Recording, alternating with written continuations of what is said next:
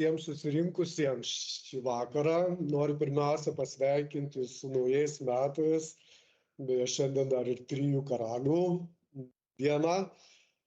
Tai pirmiausia prisistatysiu, esu Vaidotas Jankus, Konfucijaus instituto direktorius ir tęsiant gražią tradiciją supažindinsim mūsų auditoriją su Kinijos literatūros paveldu. Pristatau mūsų svečią šio vakaro pranešėją Vilniaus universiteto doktorantą Balį Astrauską, kurio tyrinėjimų sritis apima kultūros antropologiją, kultūros istoriją, kinų raštiją ir grožinę literatūrą, kinų liaudies religijas, Kinijos regioninės ir etninės bendruomenės. Šį vakarą pranešėjas pristatys jau 5. didžiųjų klasikinių kinų romanų ciklo kūrinį Raudonojo kambario sapnas. Pirmiausia, noriu paprašyti visų, kas turite klausimų ar komentarų, palikite YouTube kanale komentarų skiltyje ir paskaitos pabaigoje pranešėjas jums pasistengs atsakyti. Tai ką, gero klausymo, Balį, pradedam. Labas vakaras visiems ir sveiki, sulaukę naujųjų 2025 metų ir sveiki sulaukę jau paskutinės 5-osios mūsų ciklo paskaitos, mūsų šio 5 paskaitų ciklo kulminacijos ir šiandien pakalbėsime apie kūrinį, kuris dažnai yra įvardijamas kaip ir visos klasikinės kinų literatūros kulminacija. Tai Raudonojo kambario sapnas arba Hung Lou Meng kiniškai būtų. Ir, kaip kad galbūt matote ir šitoje skaidrėje, tai yra neretai laikomas, kartais įvardijamas šitas romanas, kiniškąja Romeo ir Džiuljetos istorija, tokiu kūriniu apie romantinę meilę, bet kaip ir sužinosite, kaip ir kalbėsiu netrukus, toksai vis dėlto lyginimas su Romeo ir Džiuljeta yra šiek tiek pritemptas, nes tai yra didžiulis romanas, kuriame yra daug pačių įvairiausių tematikų ir neapsiriboja vien tik tai meilės istorija, tarp dviejų vienų iš svarbiausių kūrinio veikėjų, tai yra vaikino Dziabaoju ir Lindaju, ir čia matote vieną apskritai pačių žymiausių šito kūrinio, tokių scenų, kur abu veikėjai kartu skaito vieną irgi žymę kinų literatūroje meilės istoriją, tai yra drama Vakarų galerijos užrašai, Xi-Xiang-Di, bet vis dėlto reiktų pasakyti, kad abu šie personažai yra pusbroliai. Tai kas tą tokį romantiškumo dvasią, atmosferą turbūt irgi nuotaiką šiek tiek turbūt numuša. Ypatingai šiais laikais, meilės istorija tarp pusbrolių, neskamba taip jau romantiškai ar patraukliai. Bendrai paėmus, tai yra 1791 metais pirmą kartą išleistas kūrinys, 18 amžiaus pabaigoje pasirodęs, vienas tokių ir turbūt paskutinių kinų romanų sukurtų, parašytų dar daugiau mažiau nesusidūrus su vakarų kultūra, nepaveiktų vakarų kultūros įtakos, kas jau XIX amžiuje, XIX amžiaus ties viduriu Kinija labai stipriai susiduria ir labai greitai susiduria su vakarų kultūra. Na, didelė dalimi ir ne iš gerosios pusės. Ir tai yra kūrinys apie didžiulės to meto aristokratų giminės, turtingos aristokratų giminės gyvenančios, na, pačioje sostinėje klestėjimą ir palaipsnį žlugimą, kuriame, na, yra daugybė veikėjų, net 40 personažų laikomų svarbiais ir 400 yra, na, tokių mažiau svarbių. Ir žinoma, viena tokių žymiausių siužetinių linijų šitame kūrinyje yra meilės trikampis tarp pagrindinio romano personažo, vaikino, na, paauglių, galima sakyti, na, Dziabaoju, kuriam kūrinio pradžioje yra kažkur apie 13 metų, kūrinio pabaigoje yra apie 18. Tai veiksmas vyksta daugiau mažiau, na, apie 5-6 metus, visą būtent Dziabaoju tą brendimo ir paauglystės periodas aprašomas ir meilės trikampis tarp jo ir dviejų pusseserių Lindaju ir Xuebao-Chai.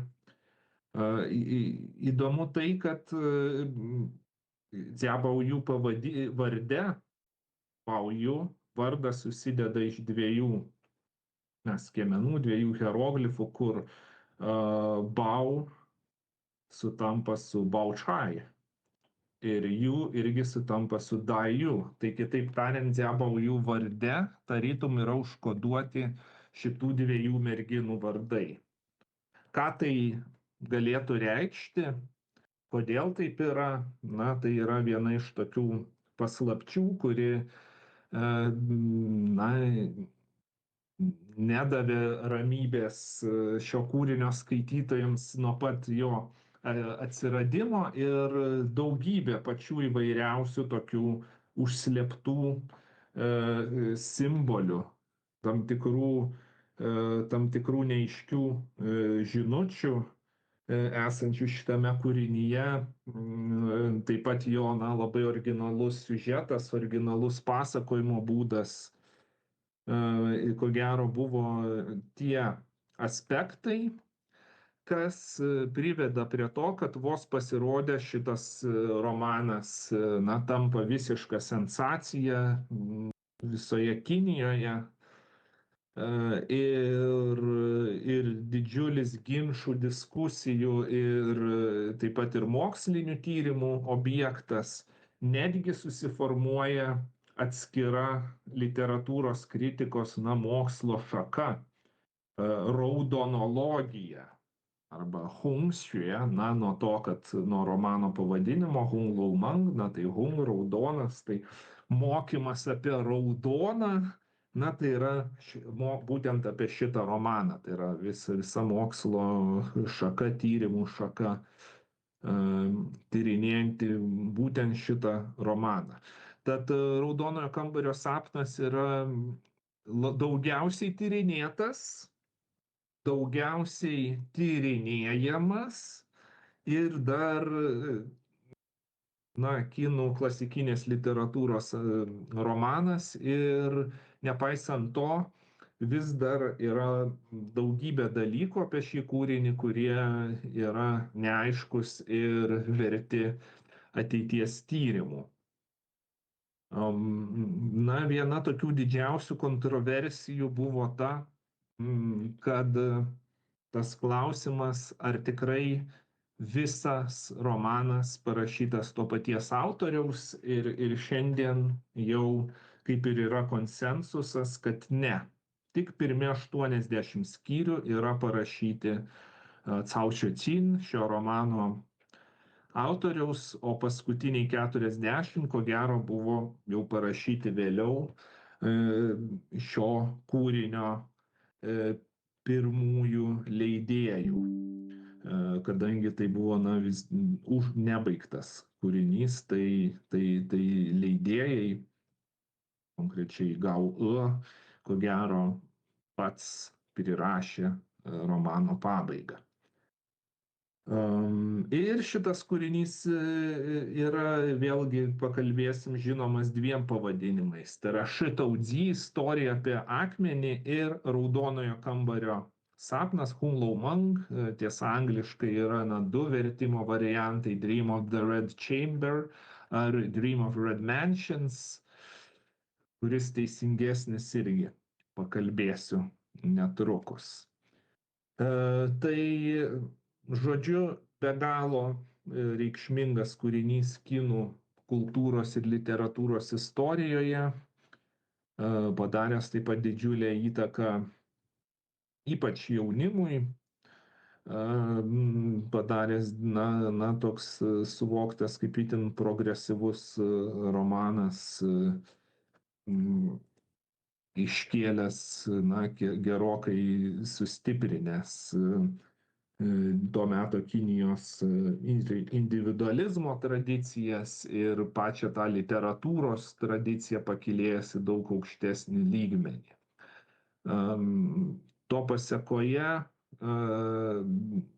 vos pasirodžius šiam kūriniui, jau atsirado žmonių sugalvojusių, kad jie norėtų parašyti šitam romanui tęsinius ir po šiai dienai turime virš 14 tęsinių, kuriuos parašė įvairūs kinų autoriai. Tiesa, tie tęsiniai toli gražu neprilygsta pačiam originalui. Dabar apie patį autorių.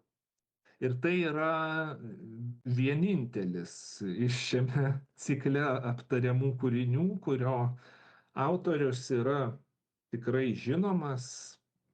Galim drąsiai teikti, kad šį kūrinį parašė Cao Šiocin. Cao Šiocinas, tiesa, minėtosios pirmus 80 jo skyrių, parašė Cao Šiocinas, kuris, reikia pasakyti, irgi nugyveno labai įdomų ir išskirtinį gyvenimą, kadangi jisai gimė tuo metu itin turtingoje, kilmingoje elito, visuomenės elito giminėje. Tai yra, nors jis pats buvo hanis, tai yra iš etninių kinų, bet jo giminė jau labai anksti palaikė mandžūrus, kurie įvykdė, užkariavo, nuvertė paskutinę kinišką Kinijos dinastiją, tai yra Ming dinastiją, ir įkūrė mandžūrų dinastiją, vadinamą Qing dinastiją, kuri tampa paskutinę Kinijos dinastiją, bet joje valdė ir aukščiausią padėtį visuomenėje turėjo būtent mandžūrai. Ir kadangi Cao Šiocino protėviai buvo tie, kurie labai anksti bendradarbiavo su mandžūrais, įkūrus Qing dinastiją, Cao giminė pakyla į patį visuomenės elitą. Cao Šiocino prosenelė, ponia Sun, buvo, čia vėlgi yra toksai Kinijos istorijoje dalykas, kad tik vyrai būdavo paprastai kažkaip tai istorijoje pažymimi su vardais ir pavardėm, o moteris dažniausiai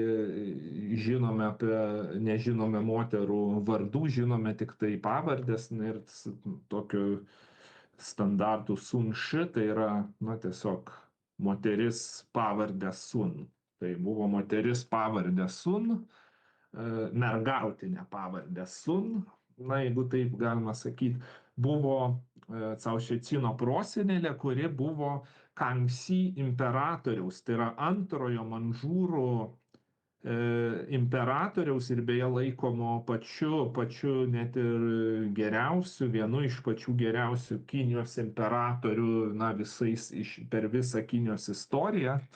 Tai buvo Kangxi imperatoriaus auklė žindyvė. O tuo būdu jos sūnus, tai yra Cao Šecino senelis, Cao Jin, buvo Kangxi imperatoriaus vaikystės žaidimų draugas. Buvo bendramžiai su Kangxi imperatoriumi, geriausi draugai. Tai kai Kangxi imperatorius atsisėda į sostą, jis tą prosenelės Sun vyrą Cao Si paskiria į Nankiną tekstilės pramonės komisaro pareigas. Dabar Nankino miestas buvo labai svarbus to meto Kinijoje kaip tekstilės centras ir jame būdavo siuvamos brokato uniformos. Ir visi imperatoriaus ir valdininkų tie oficialūs iškilmingi rūbai, valdžios pareigūnų rūbai būdavo siuvami tenais. Tai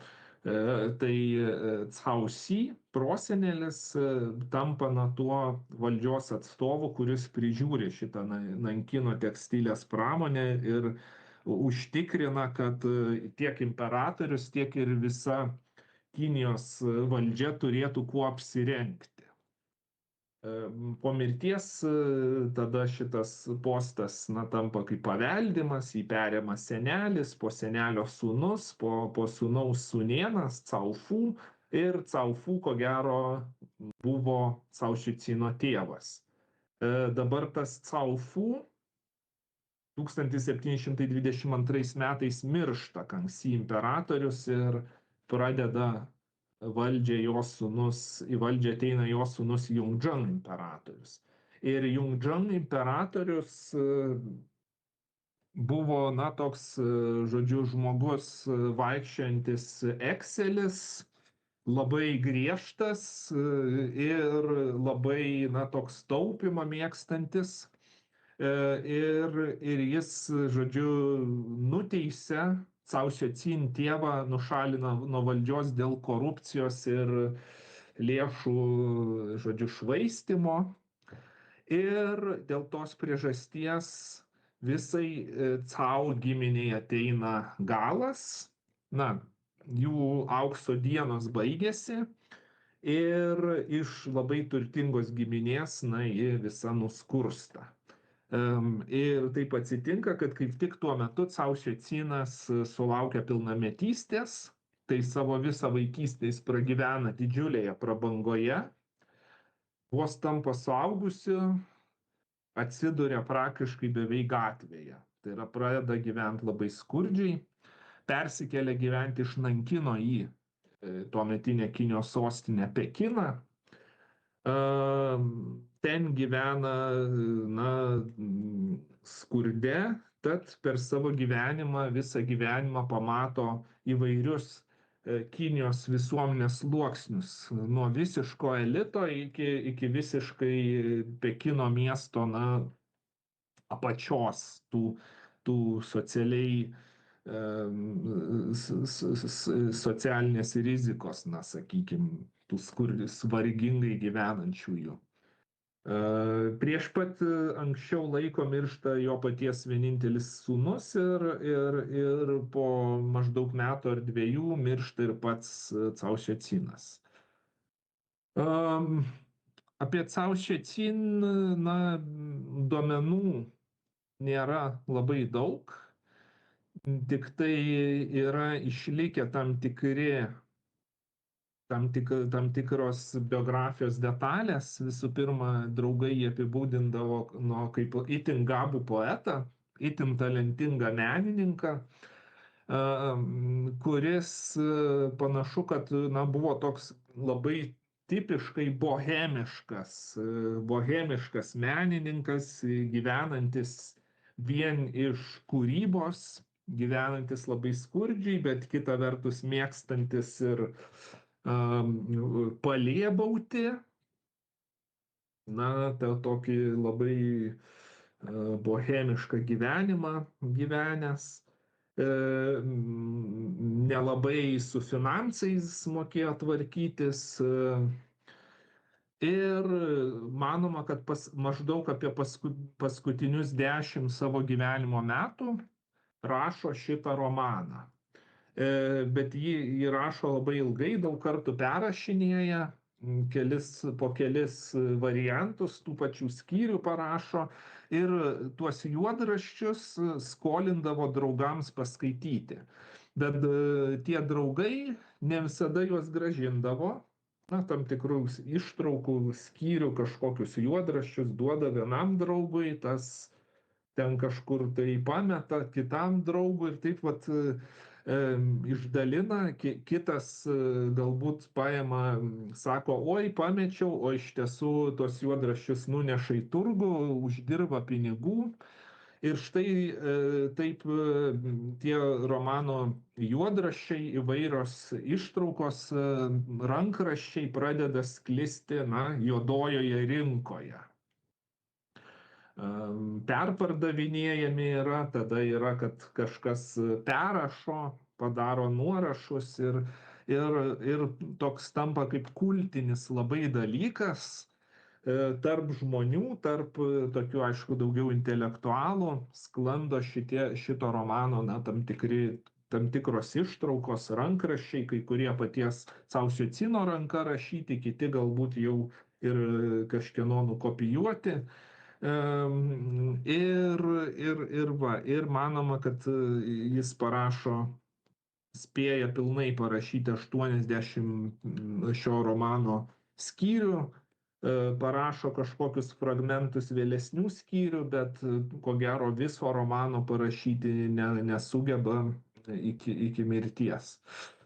Ir iš jo neuždirba nė cento. Tai, kaip sakiau, na, toks dėja atsitinka. To pasekoje turime daugybę skirtingų rankraščių. Ir turime spausdintas romano versijas. Tai romano rankraščiai vadinami Istorija apie akmenį, Shitao Zi. Tai buvo paties Cao Šecin šito romano, na, darbinis romano pavadinimas. Ir mes nežinome, jeigu jisai būtų parašęs, pabaigęs šitą kūrinį, ar jis jį ir būtų pavadinęs Shitao Zi, Istorija apie akmenį, ar būtų pavadinęs kažkaip kitaip. Na, nes yra įprasta, kad iš pradžių duodi kažkokį darbinį pavadinimą, tada pabaigi ir tada sugalvoji galbūt kažkokį geresnį. Tai darbinis pavadinimas buvo Shitao Zi. Todėl ir šito romano, na, rankraštinės versijos irgi yra žinomos kaip Istorija apie akmenį. O spausdintos versijos vat ir gauna tą pavadinimą, kuriuo šis kūrinys labiausiai ir yra žinomas, tai yra Raudonojo kambario sapnas. Mes nežinome, ar pats Cao Šecinas būtų pritaręs tokiam pavadinimui. Ar jis būtų sutikęs, ar čia tikrai buvo jo tokia intencija pavadinti kūrinį taip, ar tai yra jau redaktorių išmislas. Tai dabar pirmiausia tos rankraštinės versijos. Seniausia išlikusi vadinosi Dziašių versija, siekianti 1754 metus, tai yra 16 skyrių, na, toksai rankraštis. kuris kaip itin didelė vertybė yra saugomas šiandien Šanchajaus muziejuje. Tai yra vienas iš pačių svarbiausių ir žymiausių kiniškų meno vertybių muziejus. Galima jame apsilankyti ir išvysti šitą pačią ankstyviausią versiją. Antroji Dzimao versija saugoma Kinijos nacionalinėje bibliotekoje. Pati pilniausia, tai yra 80 skyrių versija, tai yra Gangčan versija, saugoma Pekino universiteto bibliotekoje. Irgi kaip viena didžiausių vertybių, sakykime, Pekino universiteto bibliotekos. Yra tam tikrų dar kitų versijų, iš kurių dar galėčiau paminėti Leningrado versiją, kuri netikėtai Sovietų Sąjungoje, randama Sovietų Sąjungoje,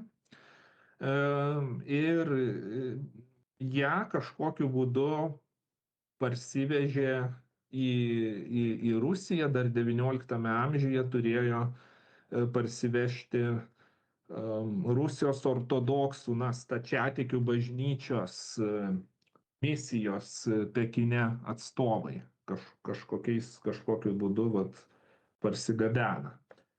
Tai yra vienas rankraštis Rusijoje. Dabar išspausdinamas romanas šituo Raudonojo kambario sapno pavadinimu. Redaktoriai yra Cheng Weiyuan ir Gao E. Ir šito Cheng Weiyuan pavardę ir vadinamos tos spausdintos versijos kaip Chengdzia versija. Dzia tiesiog reiškia pirmas, tai pono Cheng, redaktoriaus Cheng pirmoji versija ir redaktoriaus Cheng antroji versija. Tai tiesiog buvo 1791 metais pasirodžiusi pirmoji spausdinta versija, po metų pasirodo antras leidimas išeina, kuris su nedideliais pataisimais. 1921 metais šita antroji pono Cheng versija išspausdinama su šiuolaikinė sintakse ir tai yra ta versija, iš kurios yra ir daromi visi vertimai šito romano, arba kurią skaito kinai. Jeigu jūs Kinijoje nueisit į knygyną ir nusipirksit kiniškai šitą romaną, tai bus būtent šita versija. Bet taip pat išleista ir pagal rankraščius rekonstruota romano versija, tas Šitaudzi, pasakojimas apie akmenį, kuria labiau domisi specialistai ir jau literatūros dideli mylėtojai preferuoja skaityti tą pagal rankraščius atkurtą versiją. Šis romanas vėlgi labai įdomu, kad vertimų, tarkim, į anglų kalbą sulaukė jau labai anksti. Pirmas ištraukų vertimas į anglų kalbą pasirodo 1812 metais, 1842 metais pasirodo, šito romano ištraukos naudojamos kaip mokomoji medžiaga užsieniečiams mokytis kinų kalbos, tokiame žurnale The Chinese Speaker, kuris buvo leidžiamas pietų Kinijos Džedziango provincijos Ningbo mieste. Ir pasirodo keletą kitų versijų. Viena įtakingiausių yra Franco Kuno vertimas į vokiečių kalbą 32 metų, iš kurio irgi pasirodo daugybė vertimų į kitas užsienio Europos kalbas, per tarpinę vokiečių kalbą. O du tokie patys, po šiai dienai aktualiausi vertimai yra Davido Hokso ir Džono Minfordo kur išverčiama kaip Story of the Stone 73-80. Ir ponios ir pono Yangų, tai yra Britės Gladys Yang, kuri ištekėjo už kino Yang Xianyi ir jie kaip tokia kaip pora gyvena Pekine 20-ojo amžiaus viduryje ir antroje pusėje. Ir į anglų kalbą išverčia didžiulį kiekį įvairiausios literatūros, tame tarpe ir Lušiūnio apsakymus ir apysakas išverčia. Ir taip pat ir šitą romaną, ir jie išverčia šitą romaną kaip A Dream of Red Mansions. Tai jeigu pamatysite kažkur, kad jis vadinasi A Dream of Red Mansions, nu, tai galima žinoti, kad čia ponios ir pono Yangų vertimas. Bet vis dėlto, nors šitas vertimas labai geras, mano supratimu, jis nėra teisingas. Nes ką reiškia šitas pavadinimas raudonojo Hunlaumang? Na, ar tai vėlgi kinų kalba, tai labai įvairiai galima versti. Yra viena versija, kad tai referuojama į raudonuosius kambarius, kaip būdavo vadinami kilmingos šeimos netekėjusių dukterų kambariai. Na, netekėjusių dukterų kambariai buvo vadinami raudonaisiais kambariais ir kad čia galbūt aliuzija į tai, bet labai gali būti, kad kur kas labiau tikėtina, kad šitas pavadinimas yra nuo raudonojo kambario, kurį romano pagrindinis herojus Dziabaoju susapnuoja 5 romano skyriuje. Ir šitas skyrius yra toks kaip kertinis skyrius, kuriame pasakoma, atskleidžiamos subtiliomis užuominomis, atskleidžiama, kaip toliau klostysis romano herojų likimai. Tenais pamato, čia kažkokia šita, ir po to, ji mirs ten kažkada, čia. Ir ta prasme atskleidžia tokios subtiliom užuominom, kas nutiks su įvairiais romano herojais. Ir tas kambarys, raudonas kambarys, tokia kažkokia mistiška vieta, kur ten fėjos ten levena po raudoną kambarį ir ko gero, tai yra būtent šito romano pavadinimas yra nuo to. Tai yra sapnas apie tą kažkokį paslaptingą, mistišką raudonąjį kambarį, kuriame, išaiškėja ateitis ir likimai ir taip toliau.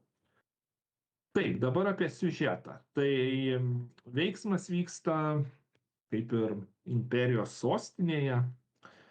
Nėra nurodoma aiškiai, bet greičiausiai tai yra to meto, tai yra 18 amžiaus pirmos pusės Pekinas vaizduojama šitame kūrinyje. Ir didžioji veiksmo dalis būtent vyksta Dzia giminės rezidencijoje.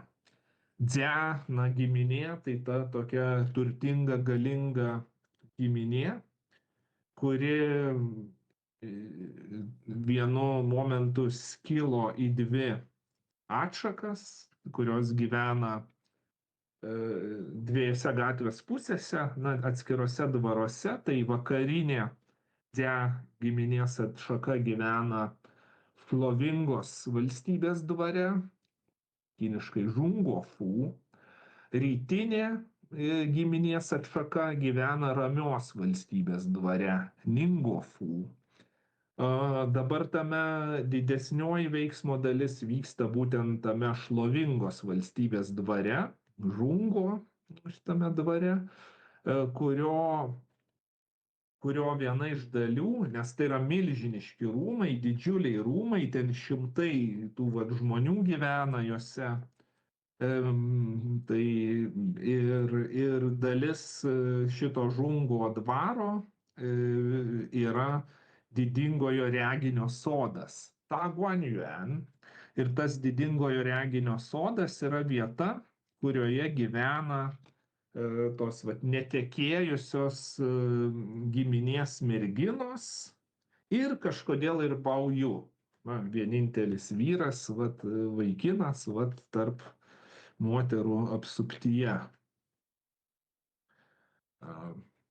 gyvena. Taip vaizduojamas didingojo reginio sodas, vėlgi gan žymaus kinų dailininko Sun Wen paveiksle. Tai yra pagal romano aprašymus taip jis nutapė. Čia irgi pagal romano aprašymus iliustracijos, kaip atrodo tas didingojo reginio sodas, labai tokia be galo graži, be galo spūdinga vieta. Taip atrodo didingojo reginio sodo kaip čia pavadinus,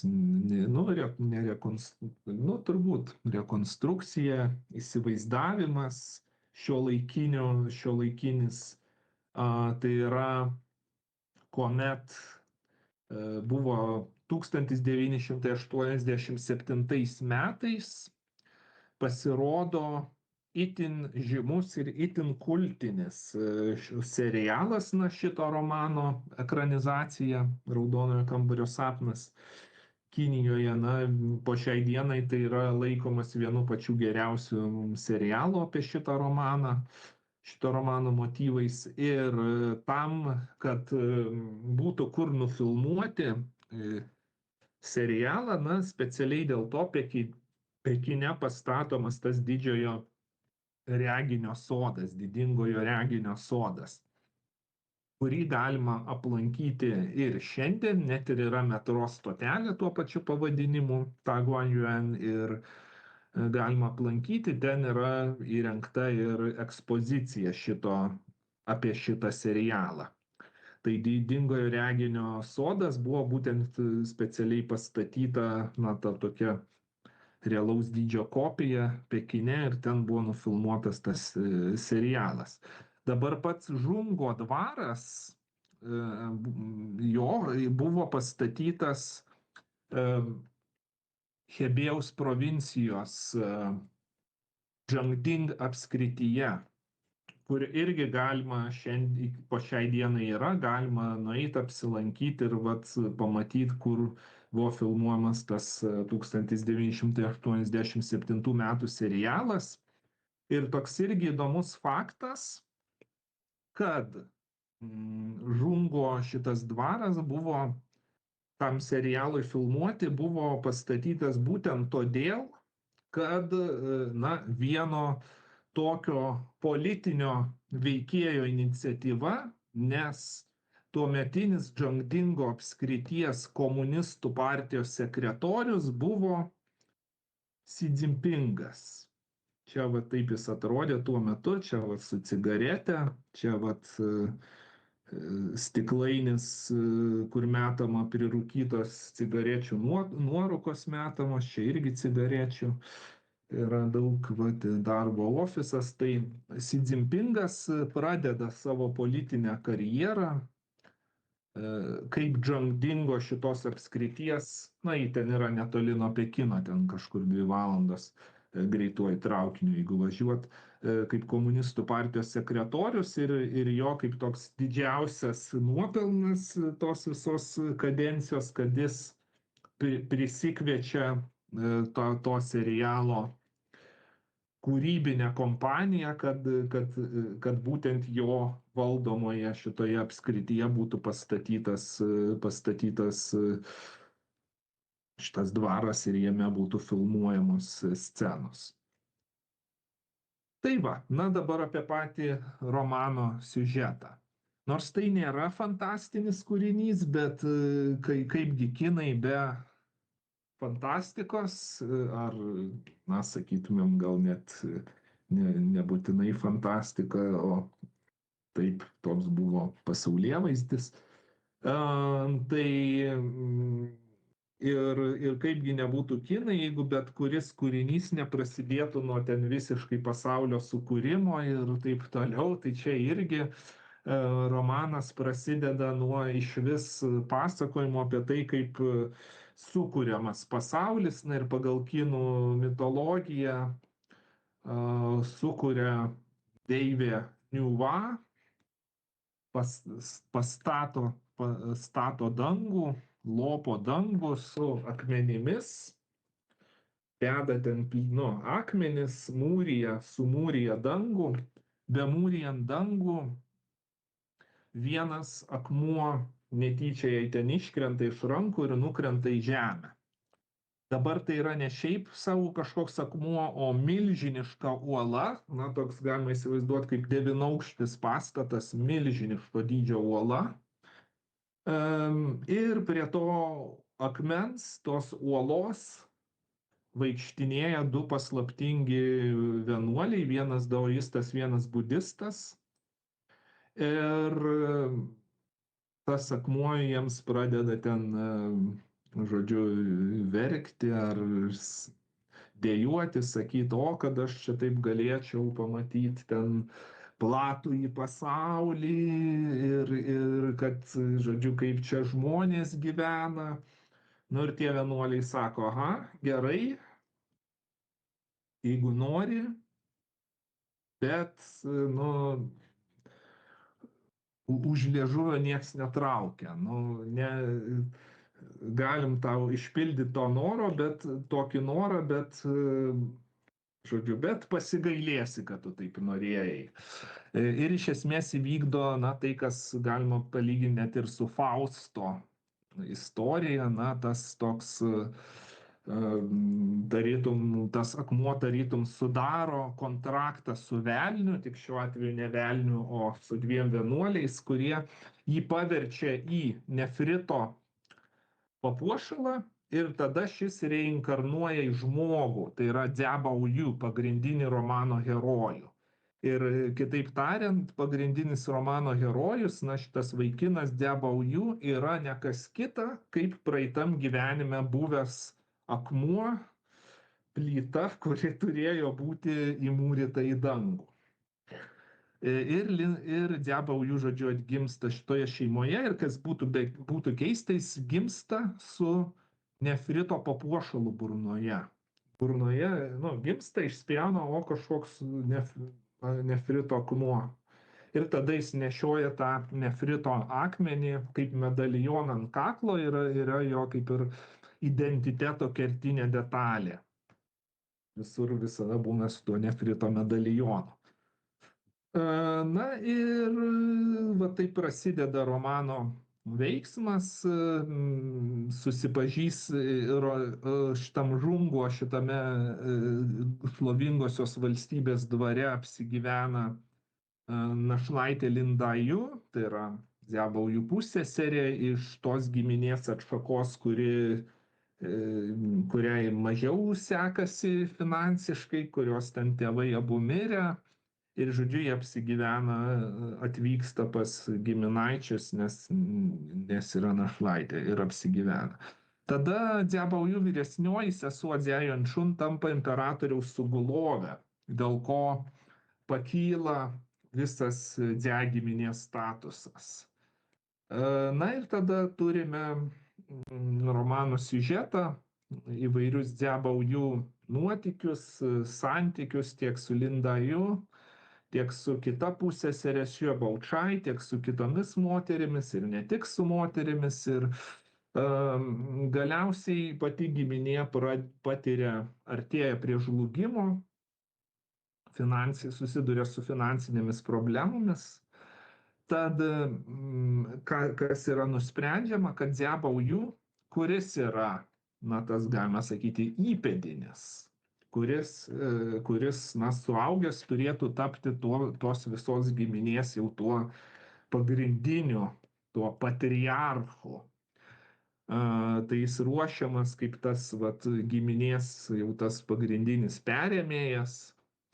Ir kad giminė visai nenuskurstų, tai ji turi sudaryti santuoką su kita, na, sakykime, giminės atšaka, tai yra su Xue atšaka ir vesti pusseserę Xue Baochai. bet Bao-Yu vis dėlto labiau myli Dai-Yu ir jis nori, žodžiu, būti su Lin Dai-Yu, bet jiems yra nelemta būti kartu, nes juos sudaro tokią klastą, apvesdina jį su Xie Baochai. Kai tai sužino, jis labai nelaimingas būna, Lin Dai-Yu tada miršta, o tada Dziabao-Yu taip atsitinka, kad jis tada pameta tą savo nefrito papuošalą ir kažkodėl į tą nefrito papuošalą randa kitas žmogus, Zhen Bao-Yu, tai yra kurio vardas lygiai toks pat, bet pavardė skiriasi. Dabar kas yra, čia irgi toks žodžių žaismas, nes Dzia giminė, Dzia skamba kiniškai lygiai taip pat kaip netikras. Nu, ta prasme, tai yra normali kiniška pavardė, dažna kiniška pavardė, bet skamba lygiai taip pat kaip netikras. Zhen irgi yra normali kiniška pavardė, kuris skamba kaip tikras. Tai galima sakyti, kad jisai kažkaip susitinka savąjį alter ego, kuris randa tą jo pamestą papuošalą ir tada jie abu tampa budistų vienuoliais. Giminė, tampa budistų vienuoliais, tai reiškia nesusilaukia vaikų, giminė nepratęsiama ir žlunga. Tai va tokia labai labai sutrumpinus yra bendra istorija. Personažai. Tai kaip jau minėjau, Dziabao-Yu yra visako centre, pagrindinis personažas. Jo vardas Bao-Yu reiškia brangusis nefritas. Jis vaizduojama, yra toks aprašomas kaip be galo gražus ir, sako, veidas kaip pudra, putlios lūpos, meilus žvilgsnis, kalbėdamas daug juokiasi, be galo toks žavingas, kerintis jaunuolis, pasižymintis, tokiu labai sunkiai sutaikomu būdu, labai nepaklusnus, maištingas, nemėgsta mokytis, labai nemėgsta konfucianistinių normų, bet tuo pačiu be galo tolerantiškas visų luomų žmonėms. Ir yra įdomu tai, kad jis, pasižymi ir tokiu labai keistu požiūriu, kad visų pirma didelę neapykantą jaučia vyrams, tai yra jis labai vertina ir aukština moteris ir sako, kad vyrai tai yra purvini, o moteris yra tyros. Ir tuo pačiu ir nekenčia senyvo amžiaus žmonių, sako irgi senyvo, žodžiu, jauni žmonės yra gerai, o žmonės kai pasensta, tai jie yra sutiršti. Tai žodžiu vertina jaunas paneles, bet tiesiog jaučia pasišlykštėjimą, senoms boboms, sakykim taip. Tai tai toks labai gerai išplėtotas ir labai keistas personažas, beje, jisai, vaizduojamas ir toks kaip labai androginiškas, turintis moteriškų, žodžiu, bruožų. Ir dėl tos priežasties susiklostė kinematografinė tradicija, kad visada anksčiau Dziabao-Yu personažą vaidindavo moteris.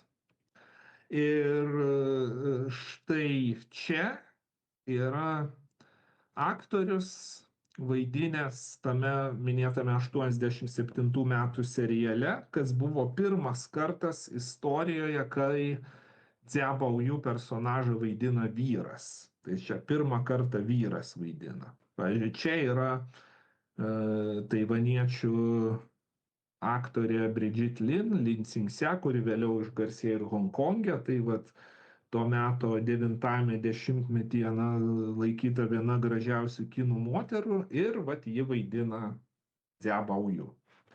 Tai toks buvo visada moteris vaidindavo, nes jis toks kažkoks šiek tiek moteriškų bruožų.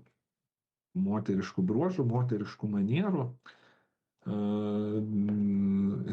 Taigi, na ir Linda Yu.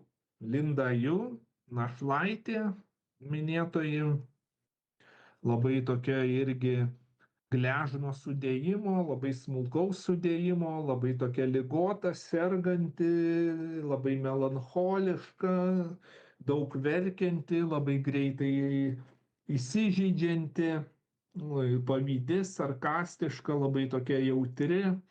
Kita vertus, be galo meniškos sielos, be galo protinga, pasižyminti tokiu labai kandžia aštriu sarkazmu, labai replikuojanti, irgi yra toks labai stiprus personažas. Ir su ją su Dziabaoju sieja toksai ypatingas dvasinis ryšys. Jie tokie kaip du vieninteliai vienas kitą supranta. Tokie kaip nesuprasti menininkai, galima sakyti. Čia dar irgi paauglystė, galima sakyti, tai yra romanas apie paauglius. Tai ta tokie maištingi paaugliai, nesuprasti menininkai. Vėlgi vaizduojama įvairiai, čia vėlgi Dziabaoju, kur Brigitte Lin vaidina, ir čia yra tame žymiajame 87 metų seriale. Taip atrodo. Ir Xiaobao Cai, kita pusė serija, kuri tarytum yra irgi be galo graži, be galo patraukli, bet visiška Linda Yu priešingybė. Yra, visų pirma, pasižyminti tokiais labiau kūno apvalumais, labiau tokia, kaip dažnai sakoma, moteriškesnė figūra, apvalaus veido, balta kaip sniegas, irgi labai protinga, labai išsilavinusi, labai tokia paklusni, mandagi, tiesiog pagal visus konfucianistinius idealus tobula moteris, priešingai nei Linda Yu, kuri ten tokia daugiau intravertė, tai šita labai ekstravertiška, labai su visais sutarė, labai bendrauja, tokia, žodžiu, bendruomenė žmogus, labai tokia aktyvistė.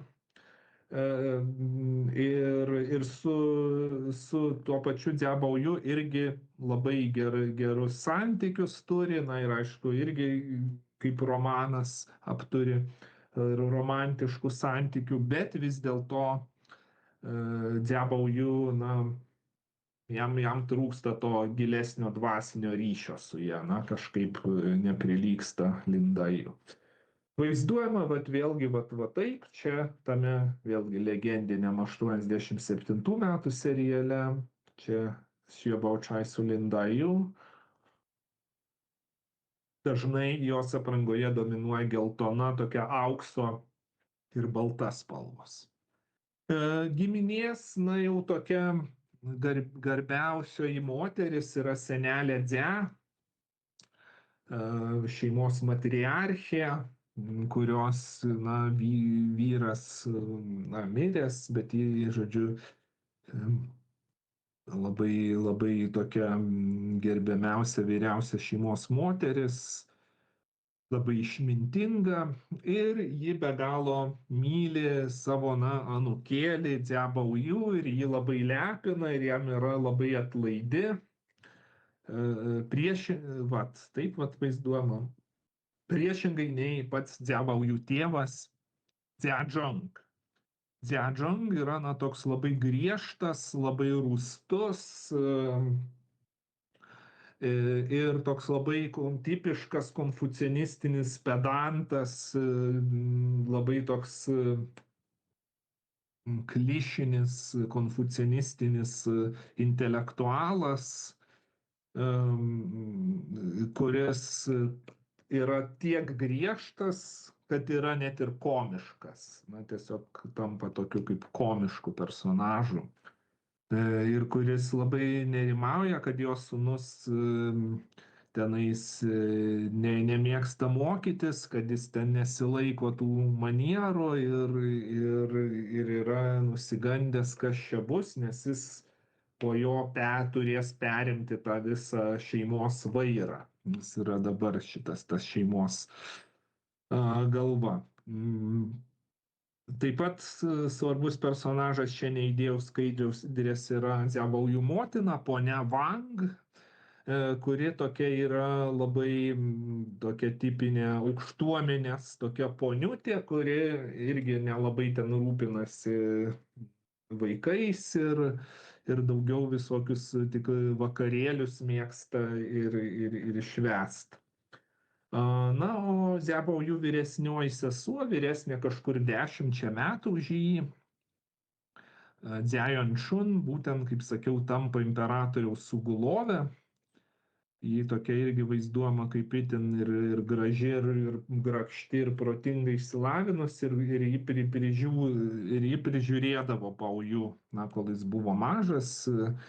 Iš esmės, kadangi motina nelabai ten rūpėjo tie vaikais rūpintis, tai daugiausiai ji kaip vyresnioji sesuo jį ten auklėjo. Na ir Yuanšun tampa čia vėlgi toks, kad būtų aiškiau, kokį rangą įgauna. Tai yra, tuo metu Kinijoje buvo tokios rūmų damos, aukščiausias rangas buvo imperatorienė, kuri buvo viena. Antras rangas buvo imperatoriškoji kilmingoji žmona, kuri irgi buvo viena. Ir tada dvi kilmingosios žmonos, Guifei ir Yuanšun tampa viena iš jų.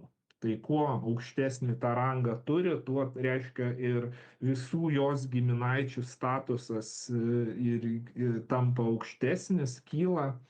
Tai jau būdama, na, sakykime, viena iš 4 aukščiausio rango imperatoriaus žmonų, reiškia, kad buvimas tokio statuso reiškia, kad ir visa giminė, giminė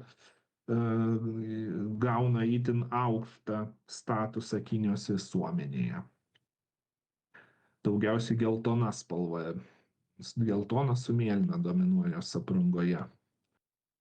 Kitas svarbus ir itin prieštaringas personažas yra Wang Xifeng, Dziabaujų pusseserė, giminaitė iš 2 pusių. Tai viena vertus tai yra jo Dziabaujų motinos dukterėčia, kita vertus ji yra ištekėjus už Dziabaujų pusbrolio Dzialien. Na, aš taip pavadinčiau dvigubą pusseserę. Ir iš tėvo pusės, ir iš motinos pusės giminaitė gaunasi. Ir Wang Xifeng yra šito viso didžiulio Dzia dvaro administratorė, kaip ir ūkvedė, kuri ten viską prižiūri, kontroliuoja, irgi vaizduojama kaip ypatingo grožio, na, tokia fatališka moteris, femme fatale, na,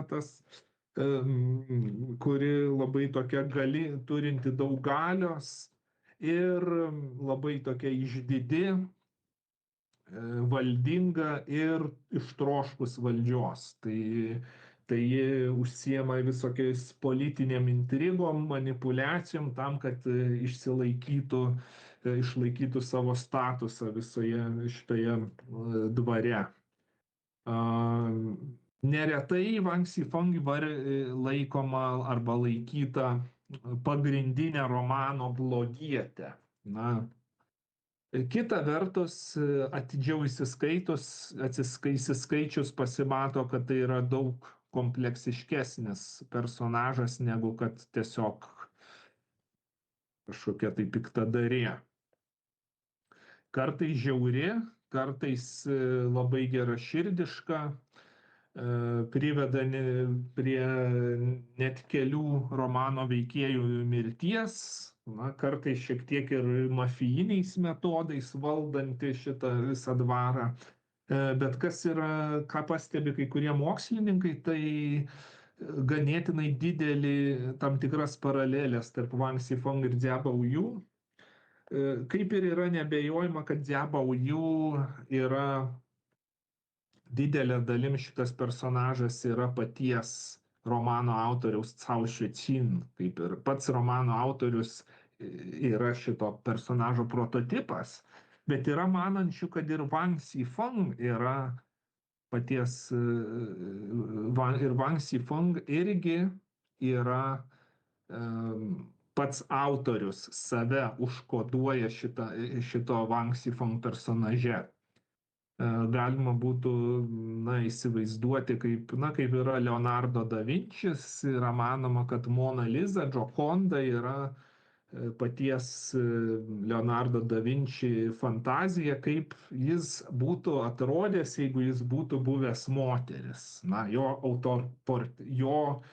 tokio alter ego, moteriškasis alter ego. Tai Wang Xifeng irgi manoma, kad tai yra paties Cao Xueqin moteriškasis alter ego. Ir Dziabao Yu ir Wang Xifeng yra tartum du personažai, kurie kaip yin ir yang, vienas visiškai viena kito priešingybė. Tai Dziabao Yu toks vyras turintis moteriškų bruožų, Wang Xifeng tuo tarpu yra moteris turinti vyriškų bruožų. Jau vien jos vardas yra įdomus tuo, kad abu šitie hieroglifai jos varde esantis tiek Xi, tiek Feng yra būdingi tik tai vyrams, tai yra išimtinai vyriškas vardas. Feng yra vyriškos lyties feniksas, tai yra fenikso patinas. Tai galima įsivaizduoti, jeigu būtų, Lietuvoje nėra lietuvių kalboje tokio moters vardo Višta, bet jeigu būtų, jeigu būtų vardas Višta, tai būtų normalu, kad tai būtų moters vardas. Būtų turbūt labai neįprasta, dar neįprasčiau, jeigu būtų moteris, kurios vardas būtų Gaidys. Tai čia yra, tai Wang Xifeng vardas yra iš esmės būtent tas toks variantas, jeigu moters vardas būtų Gaidys, tai yra fenikso patinas, jos vardas reiškia fenikso patinas, tai yra vyriškos lyties feniksas. Tai manoma, kad kaip ir gali būti, kad po šituo personažu užkoduotas autorius pats užkodavo ir save patį. Taip, įvairiai atrodo. Kita labai svarbi pusė serija, svarbus veikėjas, kuris beje manoma, kad autorius po šituo personažu užkodavo savo žmoną, tai yra Shi Xiangyun. Ir Shi Xiangyun irgi yra labai ryškus personažas. Kita Dziabao Yu pusė serija pasižyminti tokiu drąsa, dideliu temperamentu, tokia moteris, kurios labai daug. Ir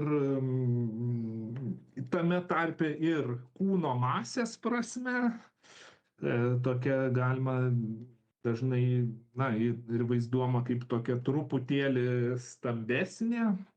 stambesnio sudėjimo mergina, kuri mėgsta krėsti pokštus, tokia labai triksteriškas personažas, mėgsta persirenginėti vyrais, apsimest, daug valgo mėsos, daug geria alkoholio, irgi turi tokių tam tikrų su vyriškais lyčių stereotipams priskiriamų bruožų. Taip pat viena geriausių poečių šitam romane. Labai žymiausia scena su Shi Xiangyun susijusi yra ta, kad viename romano epizode ji daug prisigeria ir užmiega irisų krūme. Ir čia visur vaizduojama, kaip ji irisų krūme miega. tarp žiedų prisigėrusi. Vėlgi, aišku, čia nesvarbu, kad čia vaikai ten 13-14 metų, bet alkoholis tais laikais buvo paplitęs. Na, kitas svarbus personažas tai Dziabaujų, vyriausiai Dziabaujų tarnaitė Huasi Ren. Tai irgi turim tų be galo daug personažų, bet kiekvienas tas personažas dar turi savo tarnus ir net ne po vieną tarną, o visą tarnų komandą. Tai Huasi Ren, galima sakyti, yra Dziabaujų biuro vadovė, vyriausioji tarnaitė, tarnaičių kapitonė. Iš pradžių ji buvo senelės Dzia tarnaitė, bet senelė Dzia taip jau čia myli tą savo anūkėlį, kad jam perleido savo geriausią tarnaitę. Ir Sižen yra vėlgi be galo atsidavusi, be galo pareiginga, nuoširdžiai rūpinasi Baujų, labai dėl jo stengiasi, jam labai padeda. Kita vertus, jos tas pasišventimas šiek tiek peržengia profesinės etikos ribas, nes jie taip pat dar turi ir intymių santykių. Na, bet taip visai vaizduojama. Kitas iš Baujų tarnų, Mingjien, Arbatos lapas, jo pasiuntinys pažas, toksai labai, sakant, padykęs siebras, kuris visokių parūpina Baujų visokių nelegalių dalykų. Atneša kažkokių tai uždraustos literatūros paskaityti ten ir panašiai. Toksai padykęs toks vaikėzas. Na ir dar vienas toks labai komiškas personažas yra senelė Liau. Senelė Liau irgi yra tokia labai tolima Dzia giminaitė iš jau ten visiškai 9 vanduo nuo Kisieliaus, kur ten nieks net nelabai gali pasakyti, iš kur čia ji yra, kaip čia su kuo jis susijus. Ir ji yra jau iš tos jau labai tolimos giminės atšakos, kur yra jau visiškai paprasti valstiečiai, gyvenantys skurdžiai, ir yra tokia paprasta skurdžiai gyvenanti valstietė, kuriai vieną kartą kažkas tai iš giminės pasakė, o tai tu atvyk pas mus pasisvečiuot. Ir ji, na, kaip toks labai tipinis, net ir komiškas, naivus žmogus iš kaimo, priėmė tą už gryną pinigą ir vieną dieną nei iš to atvyksta į Žungo dvarą pasisvečiuoto, visi nesupranta, ką iš kur, kas jie čia kvietė, iš kur jie čia atsirado, ką jie čia veikia, bet ką atėjo, tai reikia kažkaip dabar priimti.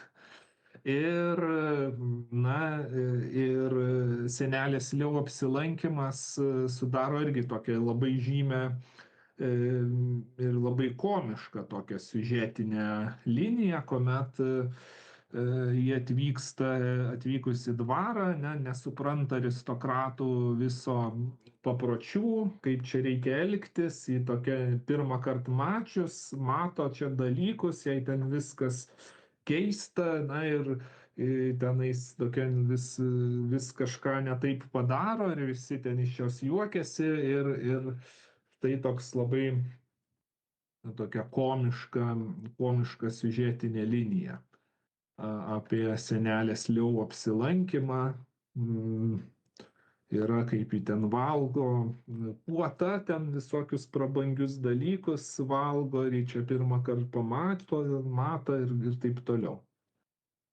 Na ir tai tiek, jeigu taip trumpai apie personažus, čia trumpai neišėjo, bet reikia pasakyti, kad liko nepaminėta dar labai daug svarbių šito romano personažų, bet gal jau tiek to.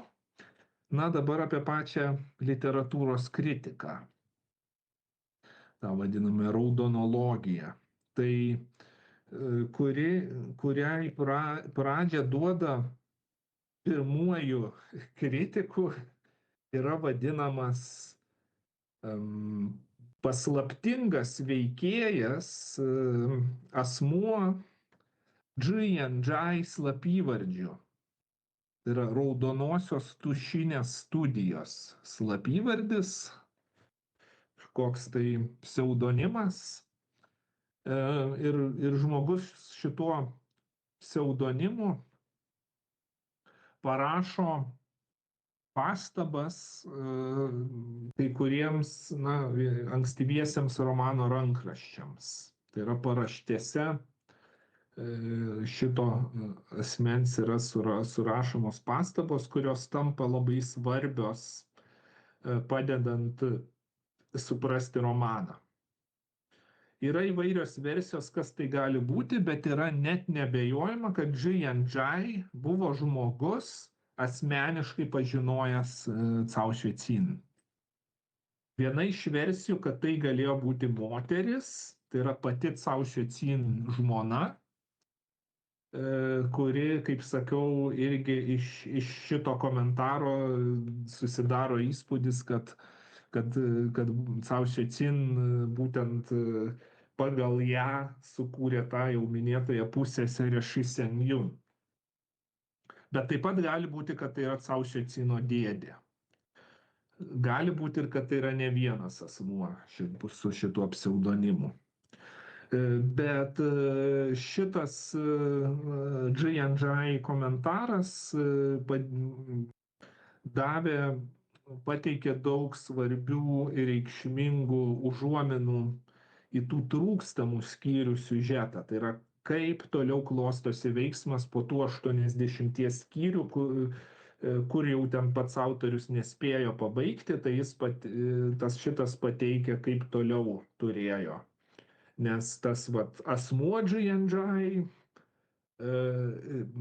galima suprasti, kad jis žinojo autoriaus intenciją, kaip jis planavo, kad toliau klostysi siužetas. Nu, tai gali būti, kaip sakau, todėl viena iš versijų, kad čia jo žmona, su kuriais kurią jis matyt papasakojo, kaip jis ten planuoja, kad viskas klostysis. Taip pat pagrindžia romano autorystę, tai yra pagrindžia, kad čia tikrai autorius yra Cao Xueqin, ir taip pat pagrindžia, kad daug šito romano siužeto detalių yra tikri įvykiai, kurie nutiko pačiam autoriui, kad tai yra kūrinys paremtas tikrais įvykiais. Nebūtinai, aišku, tikrai nėra 100%, kad ten viskas taip ir buvo, bet didelė dalis kūrinio siužeto yra tikri įvykiai ir nemažai veikėjų yra tikri veikėjai, kuriuos pats autorius ir pažinojo. Taip atrodo rankraštis su tuo Džai komentaru. Tai tas Džai komentaras mėlyna spalva tarp eilučių surašyta kažkas parašyta, žodžiu, tekstas ir prirašė ten. Šitas vėliau mirs ten, pavyzdžiui, kažkur prirašyta, prikerzuota ar kažką, ar šitas po to ten kažką. Ir taip toliau. Ar šitas personažas iš tikrųjų buvo tenais to Cao Xueqino ten koks nors ten svainis ir panašiai. Na ir vėliau susiformuoja 19 amžiuje susiformuoja dvi literatūros kritikų grupės, pakraipos. Dalis literatūros kritikų vadinami Pingdian, tai yra komentatorių mokykla, kuri žiūri į romaną ir analizuoja tai, kas jame parašyta, ir tiesiog, daugiau knaisiojosi tame tai, kas parašyta, ir Suoyin mokykla, kuri nagrinėja tai, kas neparašyta. Tai yra bando skaityti romaną tarp eilučių ir atskleisti jame ryšį su Kinijos istorija ir su politinėmis įvairiomis aktualijomis. Romano apie, net ir 20-ojo amžiaus pradžioje buvo, toksai kaip susiklostęs, kaip ir atrodė dauguma kinų intelektualų tiesiog laikė pareigą, kad jeigu tu esi save gerbiantis kinų intelektualas, tai turi kažką pasisakyti ir apie šitą romaną. Todėl net ir tokie kinų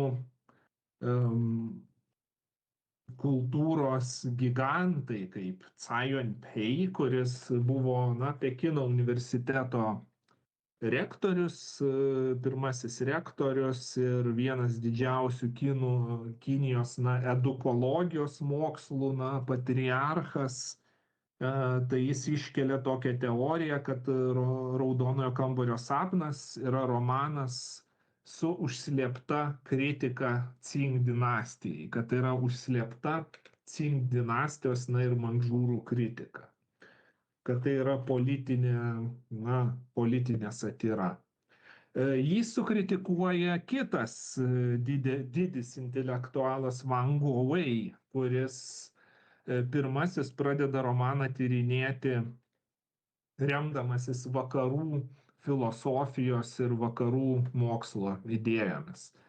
Bet vis dėlto vienas didžiausių ir įtakingiausių kritikų yra ne kas kitas, o didysis Kinijos modernizatorius ir visų galų meistras Hu Shi, kuris pradeda dar vieną raudonologijos atmainą, kryptį, kuri vadinasi naujoji raudonologija, kurioje derinama tradicinė kinų literatūros kritika su vakarietiškais literatūros teorijos principais.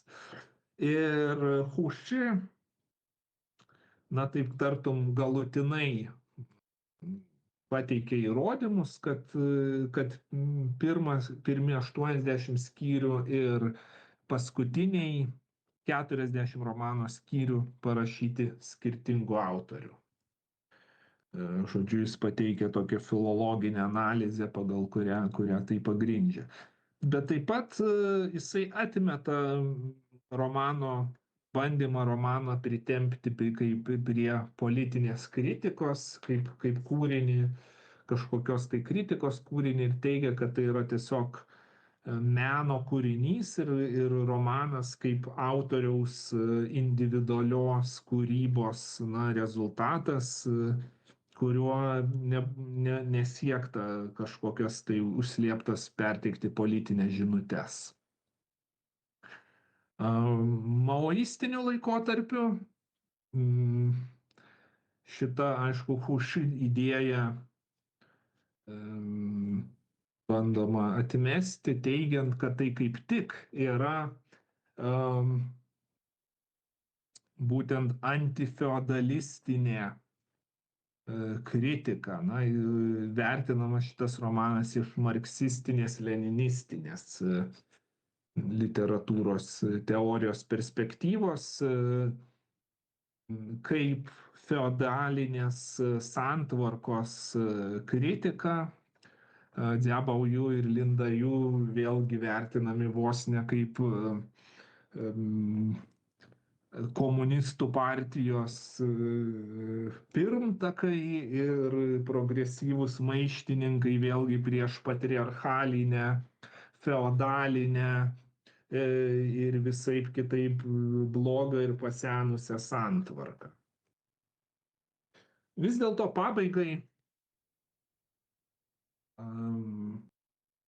apibendrinant, tai yra, kodėl šitas kūrinys yra toks svarbus ir vertingas.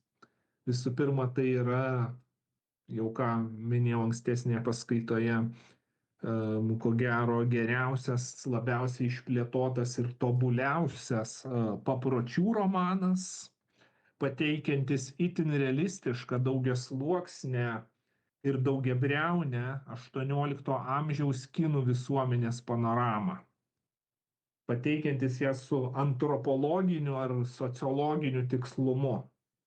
Dėl to vertingas ir istorikams, ir istorijos antropologams, ir visiems kitiems bandant suprasti, kaip veikia, funkcionavo to meto kinų visuomenė. Tuo pačiu tai yra bene psichologiškai tiksliausias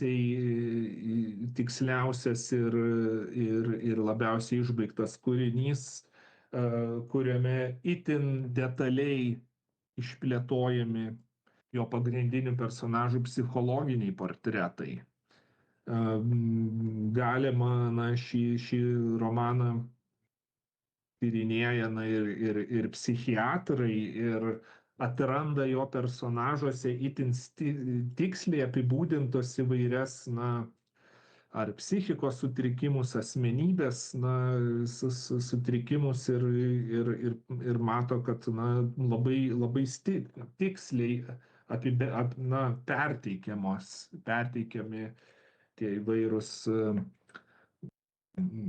psichopatologinės įvairios būsenos ir bruožai pateikiami labai tiksliai. Taip pat tai yra vienas pirmųjų romanų, kuriame atmetamas etinis determinizmas ir didaktizmas. Iki tol buvo labai stipriai būdinga kinų literatūrai, kad privalo būti tas gėrio ir blogio atpildas. Tai yra, jeigu kažkoks personažas padaro blogai kažką, jis turi būtinai sulaukti atpildo. Jeigu daro gerai, tai tada už tai atlyginama. Kas aišku yra realybėje taip nevyksta. Ir tai yra bene pirmas romanas, kuriame atmetamas tas etinis determinizmas, tai yra darbų, elgesio geras ar blogas elgesys nebūtinai sulaukia to atpildo. Nebūtinai blogiečiai gauna tai, ko nusipelno ir taip toliau. Taip pat atmetamas ryšys tarp istoriškumo ryšys. Iki tol kažkodėl didžiai daliai kinų autorių atrodė tiesiog nesuvokiama buvo, kad galima sukurti kūrinį, kuris nesiremtų kažkokiu jau iki tol egzistuojančiu siužetu. Kažkodėl gal visi kūriniai turėjo būti arba remtis kažkokiu istoriniu siužetu, ar kažkokiu tai tautosakos, kažkokiu siužetu, kažkokiu pasakojimu, kažkokia pasaka ar mitu, bet negalėjo remtis remtis paties autoriaus asmeninė patirtimi, asmeniniu gyvenimu, arba būti tiesiog visiškai išgalvota istorija. Kažkodėl daugeliui autorių netrodė, kad tai yra įmanoma. Tai čia yra, ne pirmas, bet vienas iš tokių ankstyvųjų ir toks kūrinys, kuriame geriausiai tas yra išplėtota, tai yra romanas, kuris nesiremia jokiais iki tol egzistavusiais istoriniais pasakojimais, o tai yra pateikia visiškai originalų, niekur kitur neperskaitytą ar neišgirstą istoriją, originalią istoriją pateikia. Tai tuo irgi yra ypatingas, ir tuo būdu tai yra vienas moderniausių iki moderniosios Kinijos, galima taip sakyti, tai yra pats moderniausias kiniškas romanas iki moderniojoje Kinijoje. Ir tuo aš ir norėčiau užbaigti. Jeigu turėsit klausimų, tai į juos su malonumu atsakysiu. Tai ką, labai dėkoju pranešėjui už įdomią paskaitą ir naudodamas progą netgi norėčiau pakviesti Vilniaus universiteto orientalistikos bibliotekoje, jūs galite rasti šį romaną. Ir beje kitus taip pat mūsų kinų klasikos šedevrus, jeigu apsilankysite aukštai ant universiteto stogo bibliotekoje, tikrai galėsit pasigrožėti tiek vaizdais, tiek rasti tuos šedevrus. Kiek matau, klausimų nebuvo palikta, tačiau aš naudodamasi progą, kadangi dar video bus lieka YouTube mūsų kanale, tai visus ir paprašysiu, jeigu turėsit klausimų, palikite komentaruose, o mes radę progą perduosim pranešėjui ir tuo pačiu atsakysim. Tai naudojasi progą dar kartą pasveikinti visus su naujais metais, padėkoti Baliui už mums suteiktą malonumą klausyti paskaitas apie tikrai kinų šedevrus. Ir tada atsisveikiname iki sekančių kartų. Taip, ačiū visiems ir geros kloties.